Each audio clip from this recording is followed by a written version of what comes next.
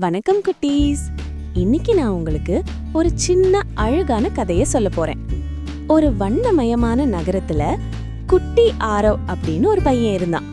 அவனுக்கு ரொம்ப ரொம்ப பிடிச்சது என்ன தெரியுமா? ஓடுவது.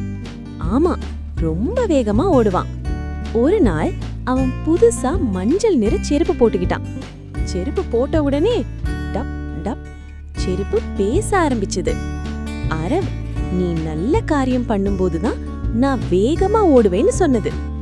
ஆரவ் ரொம்ப ஆச்சரியப்பட்டான். பள்ளிக்கு போகும்போது ஒரு குட்டி பூனை மரத்துல மாட்டிக்கிட்டது. ஆரவ் உடனே ஓடி பூனையை காப்பாத்துனான். டப் டப் டப் செருப்பு ரொம்ப வேகமா ஓடுச்சு. அப்புறம் ஒரு தாத்தா ரோடு கடக்க முடியாம நின்னாரு. ஆரவ் அவரை கைப்பிடிச்சு மெதுவா அழிச்சான். அப்போ செருப்பு இன்னும் ஜோர் வேகமா ஓடுச்சு. மாலை நேரம் வந்தப்போ ஆரவ் நினைச்சா, நல்லது பண்ணும்போதுதான் உண்மையான சக்தி கிடைக்குதுன்னு.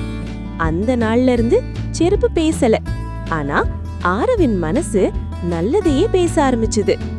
கதை சொல்லும் பாடம் குட்டீஸ், நல்ல செயல்தான் நம்மள சூப்பர் ஹீரோ ஆக்கும். மீண்டும் இன்னொரு கதையோட சந்திப்போம். Bye bye.